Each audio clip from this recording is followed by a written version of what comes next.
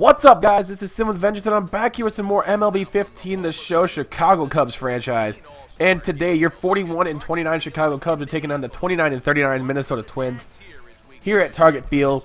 And I have not been to Target Field, although I have been to a Twins game before. I live in the northern part of Iowa, which is about a 3-hour drive from the Twin Cities.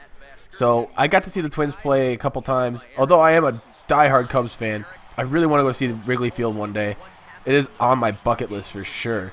It's on every Cubs fan's list, bucket list, to go see Wrigley Field who haven't been to one yet or seen it. So that's my dream. That's one of my dreams. It's on my bucket list. It's like right up there in the top 3. So I really want to go see the Cubs one day. But I guess this could be a little bit of use of story time for, I guess, the time I went to that Twins game. You see our lineup right here. We're having Addison Russell bat first. I feel like we can get him up there for his batting average if we let him just get right off the bat and have some good at-bats. But we're facing Ricky Nolasco. I'm pretty good against him. I won't lie. He's a good pitcher, kind of. No, not that great, but he's not spectacular. But he gets the job done. But in this game, I destroy him. So I've been wanting to try and break the mold a little bit because I'm tired of these low-scoring games. But I guess we're going to talk about the story about when I went to the Twins game back in the day. So I was about like 17 or something like that, 17 or 18. It was like a few weeks away from the beginning of like the new school year in like 2009. It was like after I graduated high school, so I guess I was 18. So the Twins were facing the Yankees, and this was in the Metrodome. This is like one of the last years that the Metrodome was still up. And my friend Nick was like, "Hey, I got a couple tickets to the Twins games, and my dad doesn't want to go because he's so busy. Do you want to go with me?" And I'm like, "Hell yeah, I want to go." The tickets were like $26, and they were good seats too. They were like, left field, left field home run seats, like basically easy places to get home run balls. And we went there. We hung out at the Mall of America all day, and that place is amazing. I've been there twice. I've been to the Metrodome twice, actually. But I went to the Metrodome the first time as a kid to watch the Vikings and then to watch the Twins. I'm not a fan of either team, but I just like going to sports games. But we went to the Mall of America. We had a good time there. We went to like the little amusement park inside the Mall of America. We had a great time there.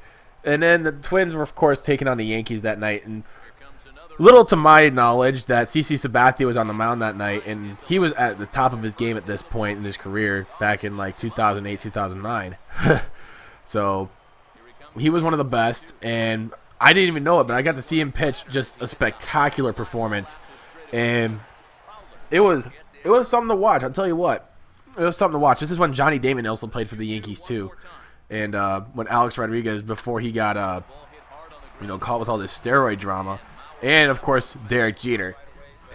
And these two teams were pretty prominent. These were pretty good teams. Both teams had like winning records, and I think both of them eventually made the playoffs. So we got to see a pretty good matchup that night, even though it was kind of a blowout in the game itself. But little to my knowledge, like I was gonna see like a big blowout. I just wanted to see a good game, but I definitely got to see it. One of the biggest highlights, two of the biggest highlights I got to see from that game were Michael Kadire in like the 3rd or 4th inning hit a home run, and I caught the ball, and I still have that ball somewhere in my house. But I remember that, and it was just a great experience. So, and another great experience too was Alex Rodriguez had the bases loaded, and he hit it so hard you thought it was gone. And here comes Carlos Gomez. Carlos Gomez, yes, played for the Twins back in the day, but he robbed Alex Rodriguez's grand slam. He still got an RBI out of it because there was one out, but man, that was something. A great game. The game was, I know, a blowout. 10-2 was not necessarily a good game to watch necessarily if you're a Twins fan, but I was just there for the experience. It was really fun. My friend and I had a good time, even though we got lost on our way back on the. Well, he was driving, and I fell asleep on the way home, and he's like, "Hey, dude, wake up. We're lost." I'm like, "What? How do you get lost?" And I ended up waking up. I ended up staying awake, and we found our way home eventually, like at 4 in the morning. But that was something. But anyway, I hope you guys are enjoying this game at least. We're up 4-0. The Cubs are just having their bats just go off in this game, as Ricky Nolasco cannot find anything to go right now. As John Lester's just dealing right now, as Brian Dozier gets it off to the third base side, and John Lester picks it up and throws it on to Rizzo for the end of the inning. And the Cubs are just, of course, doing really well.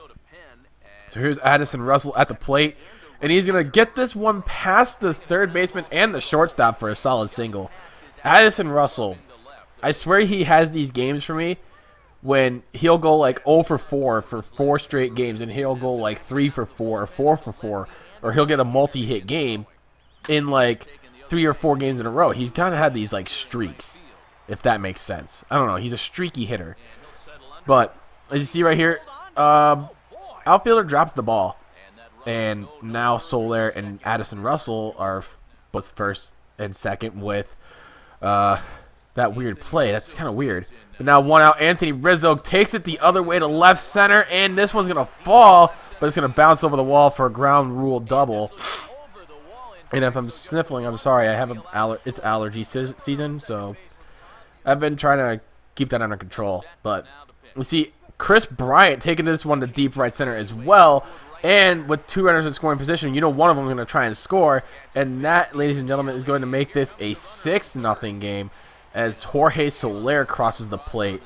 So the Cubs have really opened this one up, and this is going to turn into a blowout soon enough. Now with Javier Baez at the plate with a 1-2 count. We have a new pitcher on the mound, and no. Sit down, Javier Baez. You're just not doing that well today. You swing for the fences like every time, and I don't know. That's kind of a bad thing, I guess. That's what keeps Javier Baez still in the minors, I think, because of his tendency to swing at just about anything. So, my opinion. Here's Chris Coughlin at the plate, and he's going to take this one into right for a solid single. Gets that over Joe Mauer's head, the former catcher Joe Mauer, but now he's playing first base. I prefer him as catcher. I've always known him as a catcher, but that's just me. I know some of you Twins fans have kind of adapted to him playing first, but I still kind of have it in my mind a little bit that he's a catcher. But you see Addison Russell going yard again. Last video you saw him going yard. Now he goes yard again, and now the Cubs extend their lead to 8-0. Addison Russell, like I said, he's a streaky hitter in this game. He'll go 0 for 4 in, like I said, 3 or 4 straight games, and then the next 3 or 4 games he'll have a multi-hit games. It's just weird. He's just very streaky. And I don't know if that's a bad thing, but it can be. It can be a good thing. It can be a bad thing. If he's streaky, like hot streaky, then it's good. And if he's cold streaky, then it's bad. But we need everybody to perform. That's how we get deep into the playoffs. As you see Dexter Fowler, who pops out to deep right. And you see John Lester still going strong. And he gets another little pop-up right here to Javier Baez. And Baez gets that one easily. And that is going to be the end of that threat right there. John Lester's in complete control. He's having a spectacular game. And we just got to keep going. As you see, overthrew the bag at first for Jorge Soler striking out in the dirt. So now we have a runner on first, and Anthony Rizzo's at the plate, and he has been killing it this game. You see him taking this ball for, and he's going to take his base on balls for Anthony Rizzo. At this point, when he's on fire like this, and he's got like 4 hits this game, you just have to just assume that you can't pitch inside the strike zone at all. Otherwise, he will just absolutely crush it, which he's been doing today. So you just got to try and pitch around him, and hopefully he falls for it, but he doesn't, so he takes his base. But you see right here, Dexter Fowler grabs that one, and the Cubs are still in complete control of this game. Dexter Fowler again taking this one to deep center field, deep rightish center, and they're right there again to get that one at the track. Dexter Fowler is starting to get a little bit of a pop in his swing, but definitely not far enough to consider it at least a double or a home run. But you see Edwin Jackson doing his thing, cleaning up the messes that, not necessarily a mess, but trying to prevent a mess as they're trying to contain this shutout. But you see Anthony Rizzo again going deep down right field line, and this one is going to be a base hit as Anthony Rizzo only held to a single. The outfielders did their job to get that one in quick, and Anthony Rizzo's really not that fast, so we're just going to take it as it is.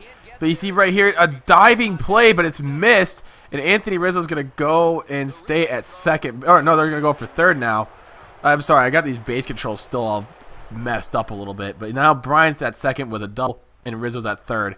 So we got a good situation right here for Javier Baez, who's been really struggling, but he does get a good piece of that one in the right field, and that was a quick grab. But Anthony Rizzo does have enough speed. I know he's not fast, but he has enough speed to get that one home for a sacrifice fly for Javier Baez.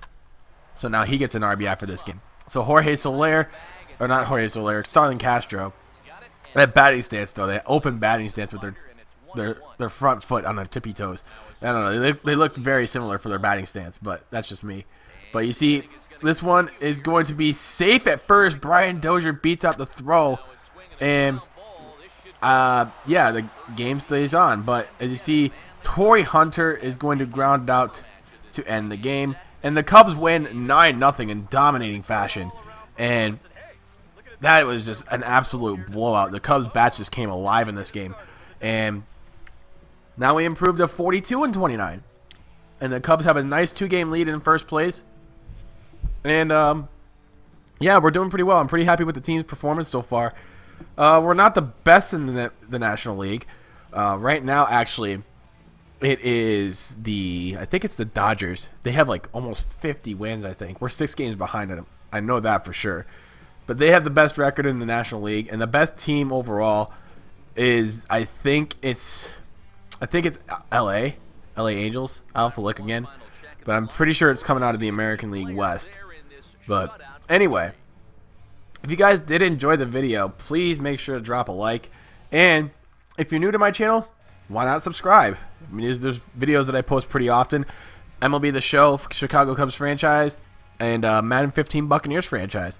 So why not give it a good look? You know, if you like what you see, then click the subscribe button. But you see Anthony Rizzo, player of the game, 4 for 4, a home run and a double, and you know, just killing it today. But until next time, you know who I am. I am Sim with Vengeance, and I hope I have entertained you guys today. And until then, I will see you next time. Peace.